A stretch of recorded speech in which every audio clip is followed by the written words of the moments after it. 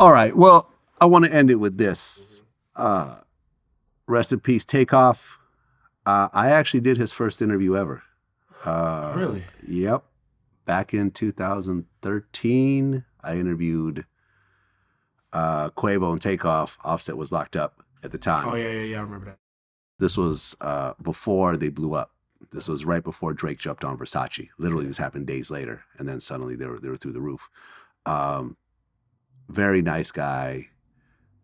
Very low key. Was not out there beefing with people. Mm-hmm. Wasn't out there causing problems. He wasn't even involved in that dice game that ultimately escalated into what it escalated to. Sure. He was just there with his homie, Quavo, his uncle, I guess, right? Uncle, yeah. And it ended horribly. Recently, DJ Pat, a known Houston DJ, was arrested for the murder.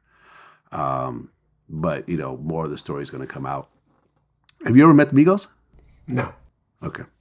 But you listen to their music? Of course. Of course.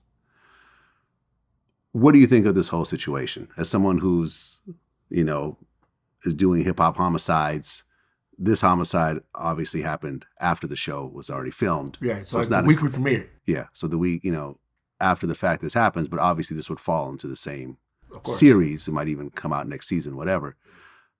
When you saw this happen, what'd you think? Profoundly sad. Profoundly sad. Profoundly sad because the Migos, in many ways, are like, well, not in many ways. The Migos are the defining hip-hop group of their generation, without a doubt. Right? Absolutely. Without a doubt. But more to they're a family. Yeah. And even what was happening with them before this, with what was going on between Offset and Quavo and Takeoff, you always wanted to see family win and love win in that situation. And you knew that it was going to be one day at some point where everybody was going to be back on a good accord, where everybody was going to be cool again, where everybody was going to be touring again and making new music. I don't think anybody that knows about that situation thought that it would last forever. I don't know anybody personally, so I don't know how long it was going to last. But things happen when with family, and just knowing that he's gone like that, and it happens during that type of situation. I've mentioned my father a couple of times in this interview, and the pain that you feel when somebody's gone and things are left unsaid is a pain that, people used to be like, this thing keeps me up at night. And I'd be like, are you really up at night thinking about something? Is there really something that, like, it won't let you sleep? I'd never experienced that before. But I experienced it losing my father when there were still things that him and I had to talk about. Just not being able to get peaceful, And so I think about that. I don't think about so much is what it means for rap, what it means for Houston. There's going to be all kinds of fallout. There's going to be legal fallout. There's going to be cultural fallout. There's a gaping hole that is now in hip-hop for one of the most accomplished, one of the most talented rappers that hip-hop has ever seen. But I just think about as a family. Well, and also one of the most successful independent record labels. Of course. Jay Prince and Rap-A-Lot was really, the Ghetto Boys were the quintessential Southern hip-hop rappers to actually blow on a nationwide. In terms of Southern rap, they started it all. They started off. That was the first Southern hip-hop album that I bought, was the Ghetto Boys, We Can't Be Stopped. Right there in Houston, Shout out to Willie D, still one of my good friends. So you got that part of things where, Jay Prince Jr. was there when it happened, and we don't really know the details and so forth, but it's ugly. It's ugly, and as far as that's concerned, people just got to remember that, like, as far as that goes, it's like that's so far removed. Like, negotiating that part of it is so far removed from me, from what the real situation is people who have families and mothers and things like that. And I know everybody wants the answers to everything. Those answers will come out in due time, and I'm sure whatever needs to happen will happen. But, man, they killed Takeoff. Yeah. It's like they killed one of the Migos, man. If we not tired of this shit yet, and you know what? I say that all the time, and I want to apologize for saying that. I want to apologize for saying, oh, they killed Takeoff or they killed Dolph. Y'all not tired of this yet? Because you know what? The answer that I get all the time is that, yeah, we tired, and we been tired. Because y'all only care when they kill Takeoff. Y'all only care when they kill Dolph. Y'all only care when they kill Trouble.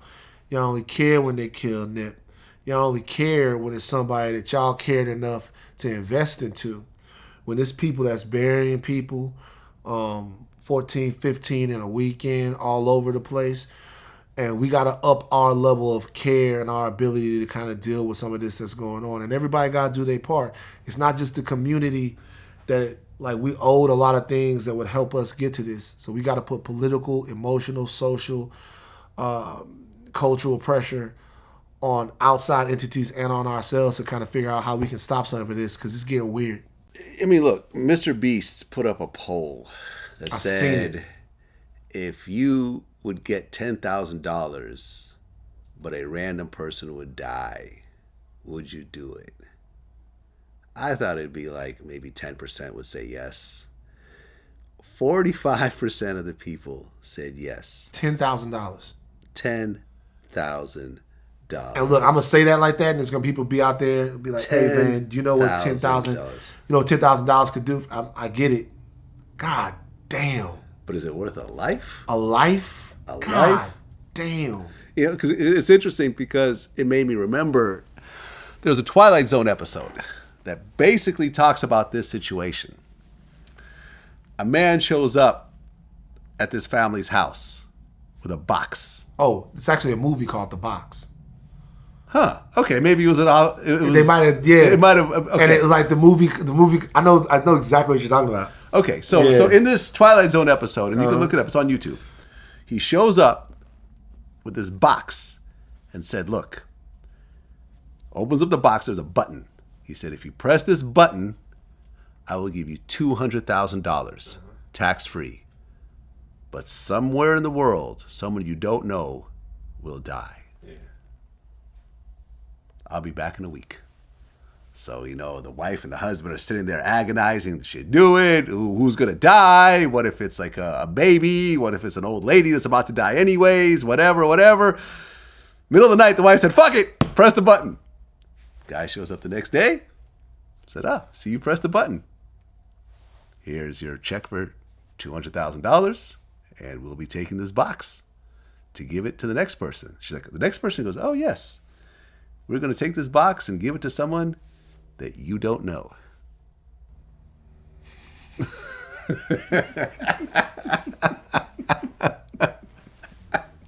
Whoever pressed that button next, you go get killed. You go get it. Yeah. Unless no one ever presses the button again. Right. And it's just like,